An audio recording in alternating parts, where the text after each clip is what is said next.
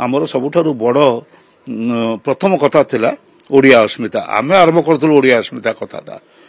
Congress party करथला जे fail करछि ओडिया अस्मिता अन्य को कथाटा को सामना को आनिया पे ओडिया अस्मिता कथा कहिथल कमिटी रे जे दक्ष मेंबर माने नाहंती ता नुहे सेतरे अछंती अनेक दक्ष मेंबर अछंती एवं कलेक्टिव फंक्शनिंग कले ए कमिटी भल भाव रे काम करिवो किंतु मोर गोटे कथा जे आमे एई जतबेले गला इलेक्शन पूर्व आमर सबुठारु बड़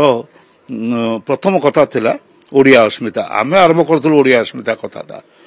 कांग्रेस पार्टी करथला जे फेल करछि ओडिया अस्मिता अन्य को कथाटा को सामना को आनिया पे ओडिया अस्मिता कथा कहिथल किंतु दुर्भाग्यर कथा जे 14 जणिया कमिटी हेले तांका भितर कोन जणे के योग्य ओडिया लोक रहि पाइले नै तो सभापति होबा पई कि तो अजय कुमार सभापति हेले मु आ पूर्वरु शरद पट्टनायक जे प्रेसिडेंट थिले ता गोटे चिठी लिखितेली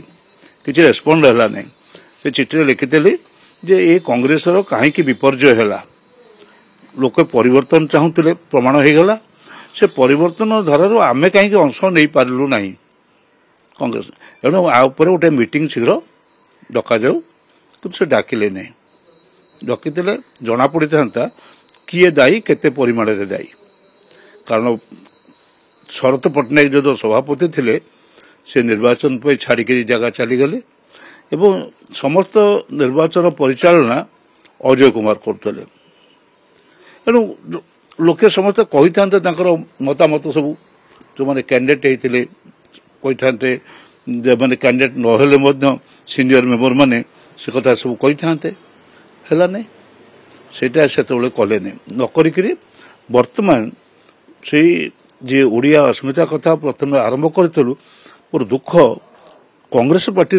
ओडिशा रे जड़े कहीं लोक मिलले नहीं सभापति होगा कि सेटा ही मोर दुख मोर कह कथा हूँ से प्रभारी फेल मारला कि शरद पट्टनायक फेल मारला कि उभय फेल मारला से कैंडिडेट माने कही था कथाटा जना पड़ था सीनियर मेंबर माने जो माने विभिन्न दायित्व थे से कौन कही था नहीं कले तो ना मीटिंग निश्चय निज अपराधता लुचाइबे कौन कह आलोचना आलोचना होता समीक्षा होता जना पड़ी था आगामी दिन पे आम प्रस्तुति पे कि कौन कौन भूल कलु से भूल को सुधार था ये सब कथा होता कौन पे पचारे कहे से मो चिट्ठी पाई कि नहीं आगे कहे शरद पट्टनायक जदि पाई कहीं रहीगला से कथा से कहे मुझे कहि कमिटी करेंगे जदि कलेक्टिव फंक्शनिंग समस्त बसिक निष्पत्ति नहीं कार्य करती मिसिक काम करेंगे मु चाहूँगी गोटे कलेक्टिव फंक्शनिंग हो मु बारंबार आगुरी कही कांग्रेस पार्टी गोटे कलेक्टिव फंक्शनिंग हो तो जड़े प्रमुख लोक निश्चय रे सीनियर लोक ये लोक जे सामने रे सेटा रही अन्य मानक सांगे नहीं कम करेंगे ये चाहूँ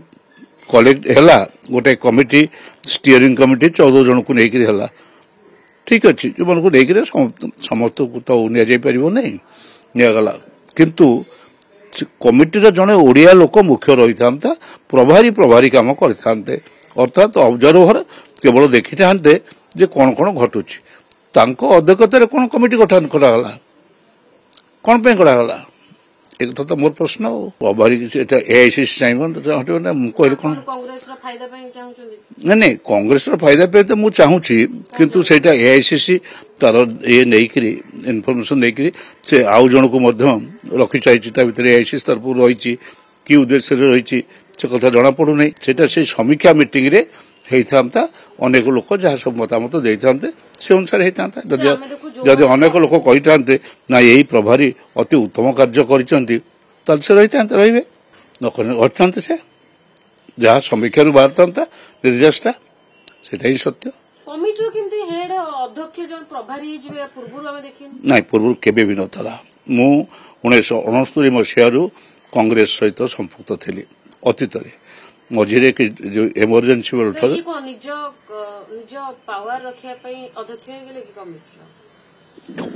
କହିପାରିବି ନାହିଁ କ'ଣ ମୁଁ ଜମା କହିପାରିବି ନାହିଁ କାରଣ କ'ଣ ଏଥିରୁ କ'ଣ ପାୱାର ଏଠି କି ରହିକରି କ'ଣ ମିଳିବ ବା କ'ଣ ମିଳୁଥିଲା ମୁଁ ସେ କଥା କହିପାରିବି ନାହିଁ। ନାଇଁ ସଭାପତି ଧର ଗୋଟେ ସାମୟିକ ଭାବରେ ବାଛି ପାରିନାହାନ୍ତି ଗୋଟେ ଷ୍ଟିୟରିଂ କମିଟି କରିଥାନ୍ତେ ସେ ଷ୍ଟିୟରିଂ କମିଟିର ଜଣେ କନଭେନର କରିପାରିଥାନ୍ତେ ଶିକାଞ୍ଜନାମ କରିପାରିଥାନ୍ତେ ଜୟଦେବ ଜନାମ କରିପାରିଥାନ୍ତେ ମୁକିମକି କରିପାରିଥାନ୍ତେ ଯିଏ ଅଛନ୍ତି ତାଙ୍କ ଭିତରେ ତାଙ୍କୁ ଜଣକୁ କରିପାରିଥାନ୍ତେ କଲେ ନାହିଁ କାହିଁକି ମତେ ତ ଲାଗୁଛି ଗୋଟେ ଗ୍ରୁପକୁ କଂଗ୍ରେସରେ ଥିବା ଗୋଟେ ଗ୍ରୁପ ପ୍ରତି ଖୁବ୍ ଭଲ ଭାବରେ କ'ଣ ଠେସା ଦିଆଯାଇଛି ତାଙ୍କୁ ଏ ବିଷୟରେ ମୁଁ ସ୍ପଷ୍ଟ ଅଛି ସେଥିରେ ମୋର ଗୋଟେ ସେମିତି ଗୋଟେ ମୋ ମନ ଭିତରେ ଆଶଙ୍କା ଉପୁଜିଛି।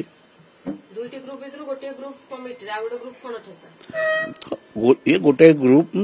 ଗ୍ରୁପକୁ ଏଥିରୁ ଦୂରେଇ ଦିଆଯାଇଛି ସେ ଜଣାପଡ଼ିବ ସେ କଥାଟା ହେଉଛି କାମ କଲା ପରେ ଜଣାପଡ଼ିବ କିଏ ରହୁଛନ୍ତି କିଏ କାମରେ ଯାଉଛନ୍ତି ନ ଯାଉଛନ୍ତି କ'ଣ କରୁଛନ୍ତି ଶରତ ପଟ୍ଟନାୟକ ଅଛନ୍ତି ନା ନାଇଁ ନିମନ୍ତ୍ରିତ ସଭ୍ୟ କମିଟିରେ ନାହାନ୍ତି ତାଙ୍କ ସମୟରେ ବିପର୍ଯ୍ୟୟ ଘଟିଲା ବୋଲିକି ତାଙ୍କ ମୁଣ୍ଡରେ ଅଠା ବୋଳିକି ତାଙ୍କୁ ବିଦା କରିଦିଆହେଲା। ନିରଞ୍ଜନ ପଟ୍ଟନାୟକ ଆଗରୁ ଯାଇଛନ୍ତି ଭାରି ଆଉ ସେ ନିଜେ ପଳେଇଛନ୍ତି କମିଟିରେ ଚାହିଁଥିଲେ ରଖିପାରିଥାନ୍ତେ